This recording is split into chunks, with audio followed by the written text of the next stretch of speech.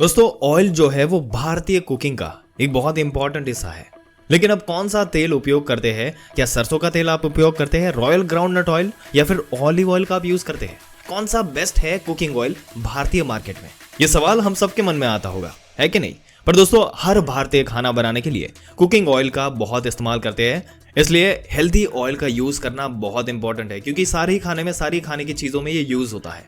वही अगर आप रोज इन्हीं ऑयल में खाना पकाएंगे तो यही ऑयल आपके पेट में ब्लॉकेज, डायबिटीज, यहाँ तक कि कैंसर तक का कारण बन सकता है। तो आइए सबसे पहले बात करते हैं रिफाइंड ऑयल की।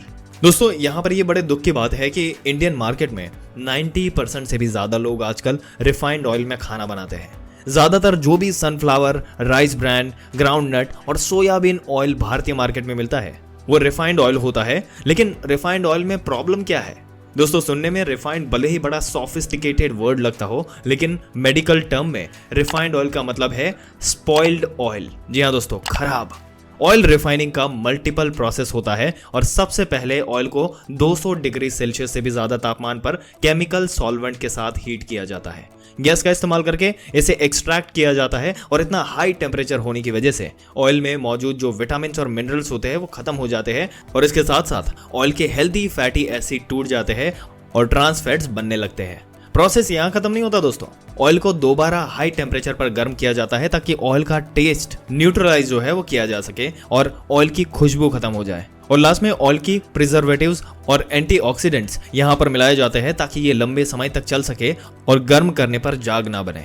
आखिर में जो बचता है वो होता है कलरलेस, टेस्टलेस, ऑर्डरलेस और न्यूट्रिशनलेस लिक्विड। ऑयल की चिकनाई भी काफी हद तक कम हो चुकी होती है और फिर भी इसे so called heart healthy oil कह करके बेचा जाता है।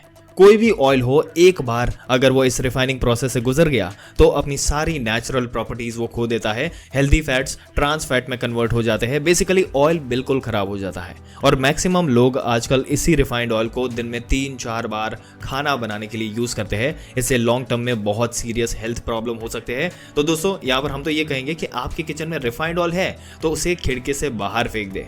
पर यहाँ पर फिर भी सवाल ये उठता है कि कोई ऐसा ऑयल इंडियन मार्केट में है जो हेल्दी हो, हमारी डिश का फ्लेवर भी बढ़ाए और हमारी जेबी भी ना काटे?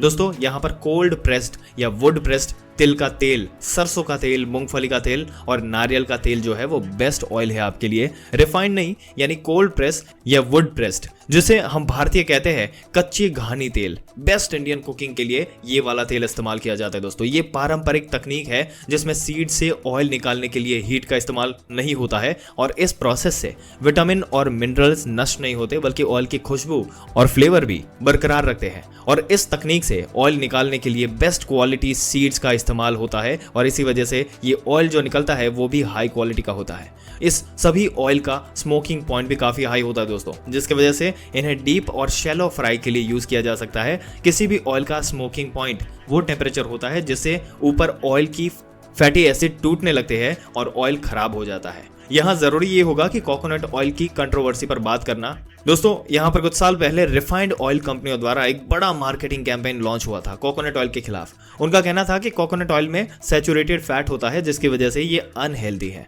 लेकिन फिर भी रिसर्च में ये पता चला कि ये बात सही नहीं है। ये स्पेशल टाइप का सैचुरेटेड फैट है जिसे मीडियम चेन फैटी एसिड कहा जाता है और ये medium chain fatty acid human body के लिए फायदेमंद होता है। आज 1500 से भी ज्यादा स्टडीज ने ये बात को प्रूव किया है कि कोकोनट ऑयल दुनिया के सबसे हेल्दी फूड में से एक है। केरल और तमिलनाडु में तो सदियों से लोग कोकोनट ऑयल का इस्तेमाल करते आ रहे हैं और सर्वे ये बताते हैं कि उनके हार्ट्स और नर्वस सिस्टम एक्चुअली काफी हेल्दी रहते हैं। एक और कंट्रोवर्सी हुई थी सरसों के तेल को लेकर। सरसों के तेल में 47% एरोसिक एसिड होता है। इस वजह से इसे भी टारगेट किया गया था। यूएस, कनाडा और यूरोप में तो इसे खाने के लिए इस पर बैन लगा दिया गया था। इस बैन का रीजन ये था कि एक स्टडी जो लेबोरेटरी रेट्स पर कंडक्ट की गई थी, इन चूहों को काफी हाई क्वांटिटी में सरसों का तेल पिलाया गया जिसकी वजह से उनके हार्ट में प्रॉब्लम देखी गई। लेकिन ह्यूमन में आज तक सरसों के तेल के कोई हानिकारक प्रभाव नहीं देखे गए दोस्तों। मस्टर्ड ऑयल भारत के उत्तर और पूर्वी इलाकों में और इवन बांग्लादेश, चाइना और कोरिया में सदियों से इस्तेमाल होता रहा है। यहाँ तक कि एम्स के डॉक्टर ने भी जब इसे एक स्टडी में बाकी अन्य तेलों के साथ कंपेयर किया इंक्लूडिंग ऑलिव ऑयल, तो पता चला कि सरसों के तेल में ओमेगा 3 और ओमेगा 6 काफी अच्छी मात्रा में होते हैं और ये हार्ट के लिए हेल्दी होता है। तो दोस्तों आपके क्या विचार है जो ऑयल के बारे में जो हमने यहाँ पर डिस्कशन किया? आप कौन सा ऑयल इस्तेमाल करते हैं हमें कमेंट करके जरूर से बताइएगा। और दोस्तों ऐसी ही जानकारी पाते रहने के लिए हमारी चैनल को सब्सक्राइब करके बेल आइकन जरूर से दबा दें। और दोस्तों अगर आप हेल्थ से रिलेटेड और भी रेगुलर कंटेंट अपने सोशल मीडिया पर भी देखना चाहते हैं तो आप हमारे इंस्टाग्राम पेज जो यूजर आईडी आपके स्क्रीन पे दिख रहा है उसको इंस्टाग्राम पे जाके आप फॉलो कर सकते हैं। मिलते हैं अगले दिलचस्प वीडियो में एक और दिलचस्प जानकारी के साथ। तब तक के लिए इस वीडियो में अंत तक बने रहने के लिए आपका दिल से धन्यवाद।